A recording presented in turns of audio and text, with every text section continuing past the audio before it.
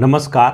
आपका अखबार के YouTube चैनल पर आपका स्वागत है। मैं हूं प्रदीप सिंह। देश में कई राज्यों में क्षेत्रीय दल बड़े संकट के दौर से गुजर रहे हैं। संकट बहुआयामी है, कोई एक तरह का संकट नहीं है। बरसों से जो राजनीति करते आ रहे हैं उसमें वंशवाद की राजनीति और भ्रष्टाचार की राजनीति, ये दो बड़े मंत्र थे उनके, और दोनों का पॉलिटिकल डिविडेंड मिलना बंद हो गया है। समस्या उनकी ये है, विचारधारा है नहीं, विचारधारा का कोई आधार नहीं है जिसके आधार पर वो अपने कार्यकर्ताओं को, समर्थकों को जोड़ सकें।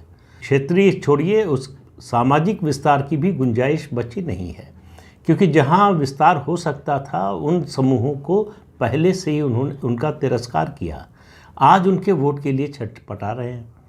शुरुआत करते हैं उत्तर प्रदेश से, और उत्तर प्रदेश सबसे बड़ा क्षेत्रीय दल इस समय समाजवादी पार्टी है। उस पार्टी का हाल ये है कि कभी विस्तार के लिए वो गठबंधन की राजनीति का सहारा लेते हैं, तो कभी जातिवादी राजनीति को उभारने का, जाति की अस्मिता को उभारने की कोशिश करते हैं। उन अति पिछड़ों के वोट के लिए इस समय सपा छटपटा रही है, जिनका अपने पूरे राजनीतिक जीवन में, पार्टी की बात कर रहा हूँ, उसने तिरस्कार किया, जिनको सत्ता में हिस्सेदारी देने से मना किया, जिनको संगठन में हिस्सेदारी देने से इनकार किया। आज वही पार्टी कोशिश कर रही है कि उनको अति पिछड़े उनके साथ आ जाएं। क्यों आ जाएं ये बताने के लिए तैयार नहीं है, तो उसके पास कोई इसका जवाब भी नहीं है, क्योंकि जो डॉक्टर लोहिया और समाजवाद का मुलम्मा मुलायम सिंह यादव के रहते था वो भी उतर चुका है। तो कोई जो है राजनीतिक या वैचारिक आधार बचा नहीं है जिसके आधार पर लोगों को जोड़ सके। तो एकमात्र रास्ता बनता है, अगर समाज को जोड़ नहीं सकते तो तोड़ो। तो समाज को तोड़ने की राजनीति में उत्तर से दक्षिण तक लगे हुए हैं। समाजवादी पार्टी भी यही कर रही है। ये अखिलेश यादव की लीडरशिप क्वालिटी पर सवाल उठता है।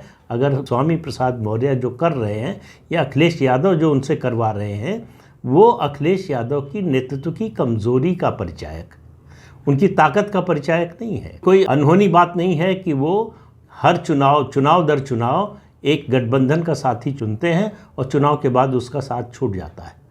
तो विचारधारा नहीं है, तो इसलिए कोई चुंबक नहीं है, और सामाजिक विस्तार नहीं हो रहा है, इसलिए दूसरा चुंबक जो सत्ता के आने की आहट की चुंबक होती है वो भी नहीं है। तो अब इस समय राजनीति के बियाबान में खड़े हैं, रेगिस्तान में खड़े हैं, और पानी की तरह सत्ता तलाश रहे हैं अखिलेश यादव, जो मिलती हुई दिखाई नहीं दे रही है। लगातार 4 चुनाव हार चुके हैं, 2014, 2017, 2019 और 2022, और 2024 भी हारने की कगार पर है। कितनी बड़ी हार होगी ये चुनाव के नतीजे बताएंगे। लेकिन स्वामी प्रसाद मौर्य को जिस तरह से अखिलेश यादव आगे बढ़ा रहे हैं, जिस तरह से रामचरितमानस पर हमला करके वो अपनी पार्टी का आधार बढ़ाने की कोशिश कर रहे हैं, जनाधार बढ़ाने की कोशिश कर रहे हैं, वो उनके ऊपर बूमरैंग करने वाली है। उनको अंदाज़ा ही नहीं है कि उत्तर प्रदेश, चूँकि अभी केवल उत्तर प्रदेश की बात करते हैं, वहाँ की राजनीति की बात कर रहे हैं, उत्तर प्रदेश का मानस बदल चुका है। उत्तर प्रदेश हिंदू संस्कृति के पुनर्जागरण का दौर देख रहा है। वहाँ उस मुद्दे पर लोग जुड़ने को तैयार हैं, इसीलिए बीजेपी से जुड़ रहे हैं। तो उस पर हमला करके अगर आप जातिवाद की अस्मिता को उभारने की कोशिश करेंगे तो वो कामयाब होने वाली नहीं है। ये 1990 का दौर नहीं है, ये 2022 है। यहाँ मोदी हैं, यहाँ योगी हैं, यहाँ ये राजनीति जो है वो चलने वाली नहीं है। लेकिन अखिलेश यादव करें क्या? उनके पास और कुछ रास्ता भी नहीं है, और उनके पास ऐसा कोई विजन भी नहीं है, उनके पास ऐसी कोई नीति भी नहीं है, ऐसा कोई कार्यक्रम भी नहीं है। तो ट्विटर के जरिए पहले 5 साल जो है सत्ता से बाहर रहे तो ट्विटर के जरिए राजनीति करते रहे। अब ट्विटर के जरिए फिर से जो है एक बार राजनीति करने की कोशिश कर रहे हैं, उसका कोई बड़ा फ़ायदा होने वाला नहीं। दूसरी पार्टी है बहुजन समाज पार्टी। मायावती का जादू चलना बंद हो गया है। बाकी जातियों पर तो पहले बंद हो गया था, अब दलितों पर भी नहीं चलता। सत्ता हासिल होने पर उन्होंने उसके 2 लक्ष्य बनाए, पैसा कमाना, परिवार को बढ़ाना। इसके अलावा ये लक्ष्य उन्होंने हासिल कर लिया। सत्ता मिल गई, परिवार बढ़ गया, लेकिन नीचे से सब ज़मीन खिसक गई।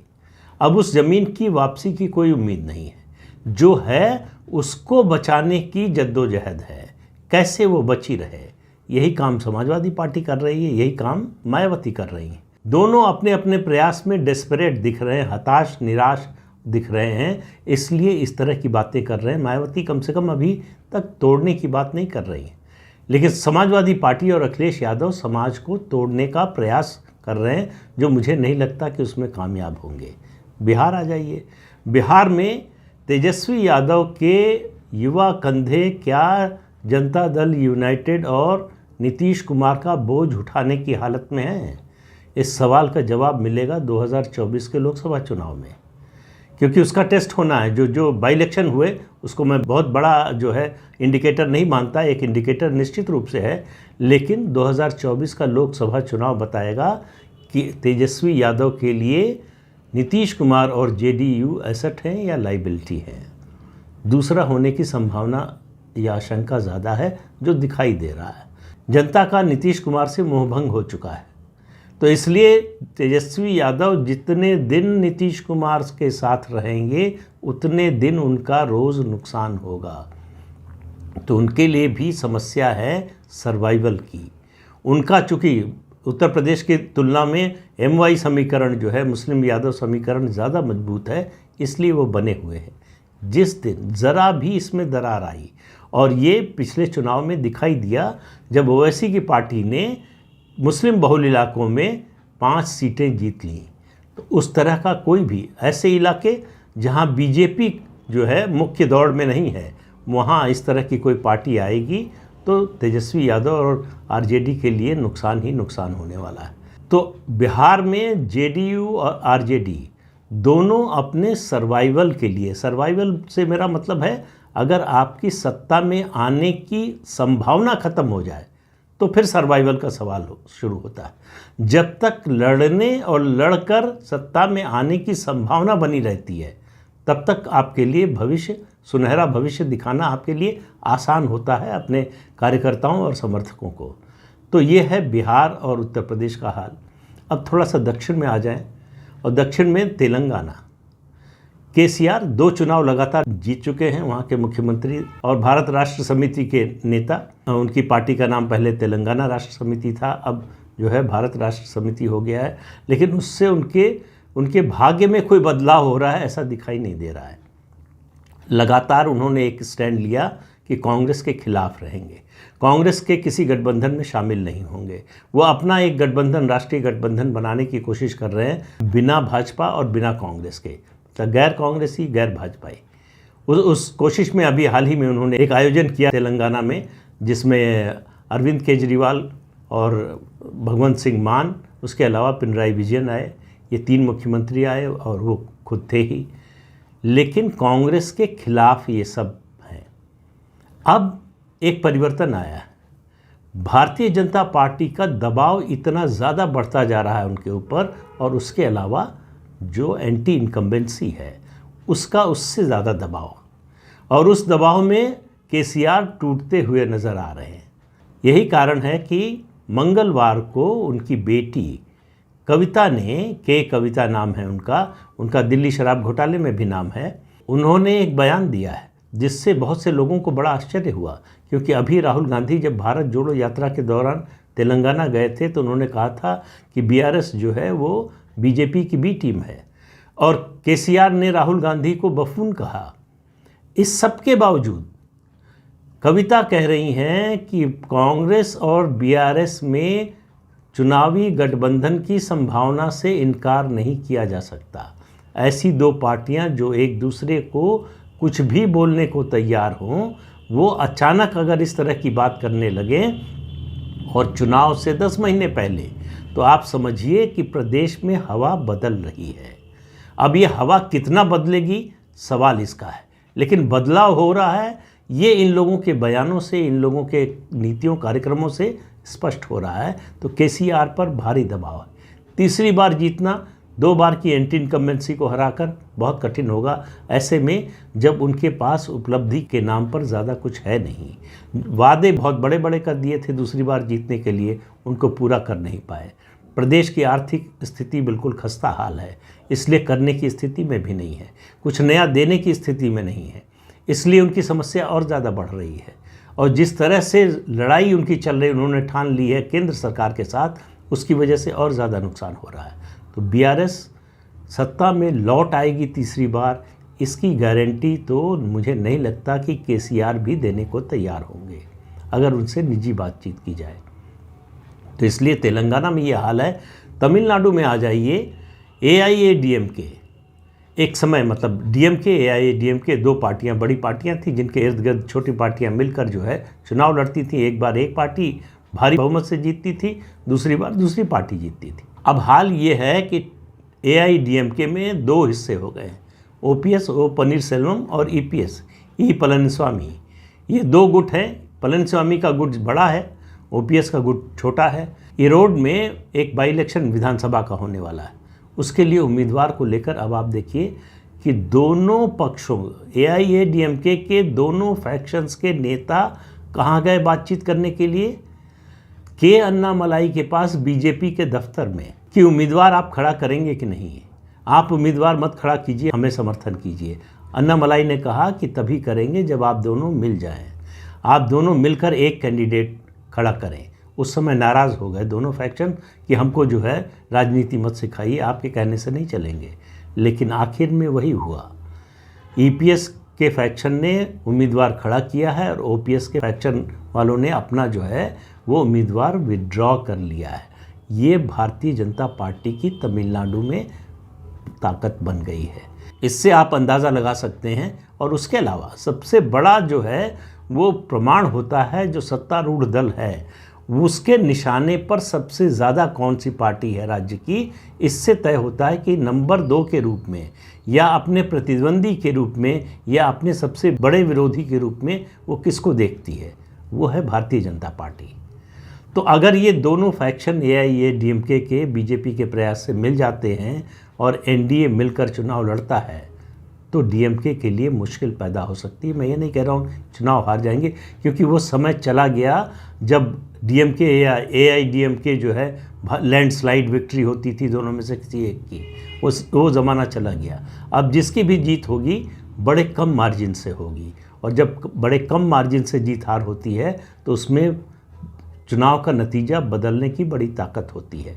तो तमिलनाडु पर नज़र रखिए। आंध्र प्रदेश के बाबू, जो अविभाजित आंध्र प्रदेश था उसके मुख्यमंत्री रह चुके, चंद्रबाबू नायडू विभाजित आंध्र प्रदेश के भी मुख्यमंत्री रह चुके। जिस तरह से 2018 में लोकसभा चुनाव से पहले बीजेपी से नाता तोड़कर गए, अब लगातार 4 साल होने जा रहा है, उनका पछतावा ख़त्म ही नहीं हो रहा है। उनकी पूरी कोशिश है कि किसी तरह से बीजेपी साथ आ जाए। वो बीजेपी जिसका 1% भी वोट नहीं है आंध्र प्रदेश में। ये केवल प्रधानमंत्री नरेंद्र मोदी की लोकप्रियता की ताकत है, उनकी क्रेडिबिलिटी की ताकत है। चंद्रबाबू नायडू को मालूम है कि 2014 में भी वो सत्ता में ना आ पाते अगर बीजेपी से समझौता ना किया होता। इसलिए उनको समझ में आ रहा है कि इस बार अगर आना है, उनको लग रहा है कि बीजेपी ने अगर साथ नहीं दिया, गठबंधन नहीं किया तो उनका बुढ़ापा खराब होने वाला है, क्योंकि बेटा अभी तैयार हुआ नहीं है, उसकी कोई साख बनी नहीं है, कोई लोकप्रियता बनी नहीं है। और अगर इस बार सत्ता नहीं मिली तो चंद्रबाबू नायडू की पार्टी का क्या हश्र होगा, ये कोई बता नहीं सकता। बीजेपी का एक फैक्शन है जिसका मानना है टीडीपी को बिखरने देना चाहिए। टीडीपी का वोटर सपोर्टर जो है उसमें से बड़ी मात्रा में भारतीय जनता पार्टी के साथ आएगा। लेकिन दूसरा फैक्शन है कि इसका हमको इस परिस्थिति का लाभ उठाना चाहिए, बार्गेन करना चाहिए, ज़्यादा सीटें लेना चाहिए, जीत कर आना चाहिए, उसके बाद अपनी ताकत बढ़ाना चाहिए। अब बीजेपी क्या करेगी ये आने वाला समय बताएगा। लेकिन चंद्रबाबू नायडू और उनकी पार्टी टीडीपी की हालत ख़राब है, इसमें कोई शक नहीं है। अभी वाईआरसीपी की स्थिति जो है मजबूत बनी हुई है, भले ही पहले जैसी ना हो, लेकिन उनकी स्थिति मजबूत है क्योंकि ये उनकी पहली टर्म है। तो सिर्फ 5 साल की एंटी इनकम्बेंसी है, तो इसलिए उसका असर उतना ज़्यादा नहीं है। दूसरी बात यह है कि उनका कोई चैलेंजर उस तरह से ताकतवर नहीं है। चंद्रबाबू नायडू बहुत कमज़ोर हो चुके हैं, बीजेपी की कोई हालत नहीं है, कांग्रेस को तो कोई पूछता नहीं। अब आते हैं बंगाल पर, पश्चिम बंगाल। पश्चिम बंगाल में ममता बनर्जी को अपने पूरे राजनीतिक करियर में पहली बार ये एहसास हो रहा है कि भ्रष्टाचार का मुद्दा भी चुनाव हरा सकता है। अभी तक ज़्यादातर राज्यों में और ज़्यादातर पार्टियों में नेता मानते हैं कि भ्रष्टाचार का मुद्दा ऐसा है जिस पर वोट नहीं पड़ता, उस पर चुनाव प्रचार तो हो सकता है, उसके आधार पर जो है आप कैंपेन चला सकते हैं, लेकिन उसके आधार पर लोग वोट नहीं देते। क्यों? क्योंकि मानते हैं कि सब भ्रष्ट है। लेकिन जो अभी तक भ्रष्टाचार के आरोप लगे, जो जांच एजेंसियां जांच करके रिपोर्ट दे रही हैं, कोर्ट की निगरानी में जांच हो रही है, कई नेता जेल में हैं, उसके अलावा सीएजी की रिपोर्ट कह रही है कि 2.25 लाख करोड़ की अनियमितता हुई है केंद्रीय योजनाओं में। और जब सीएजी अनियमितता कहता है तो उसका मतलब भ्रष्टाचार होता है। क्या भ्रष्टाचार हुआ? कि जो कोई इस योजना के तहत जो काम होने थे वो काम आपने कराया या नहीं, इसका कंप्लीशन सर्टिफिकेट नहीं दिया, मतलब काम नहीं कराया। सरकार की नज़र में, ऑडिट फर्म की नज़र में, कंपनी की नज़र में यही होता है कि अगर उसका कंप्लीशन सर्टिफिकेट नहीं है तो काम नहीं कराया, और आपने काम नहीं कराया है तो कंप्लीशन सर्टिफिकेट कहाँ से देंगे? तो ये मुद्दा ममता बनर्जी के लिए बहुत बड़ा मुद्दा बनने जा रहा है। भ्रष्टाचार ममता बनर्जी की नैया डुबो सकता है। और आखिर में पंजाब की बात ज़रूर करनी चाहिए। पंजाब में अकाली दल की जो हालत है वो उसको बयान करना मुश्किल है। पंजाब में अकाली दल की जो स्थिति है 2027 के विधानसभा चुनाव तक, अगर उसके पास पूरे प्रदेश में विधानसभा उम्मीदवार खड़े करने की ताकत भी रह जाए तो बड़ी बात होगी। तो अकाली दल कब अजायब घर में पहुंच जाएगा कुछ मालूम नहीं। तो ये है क्षेत्रीय दल जो अपने अस्तित्व के संकट से जूझ रहे हैं, या अपनी घटती ताकत को बचाने का, अपने घटते जनाधार को बचाने की कोशिश कर रहे हैं। इस अंक में इतना ही। अगले अंक में फिर मिलेंगे किसी नए मुद्दे के साथ। तब तक के लिए अनुमति दीजिए। आपसे अनुरोध है कि ये चैनल देखिए, शेयर कीजिए, लाइक कीजिए और सब्सक्राइब ज़रूर कीजिए। नमस्कार।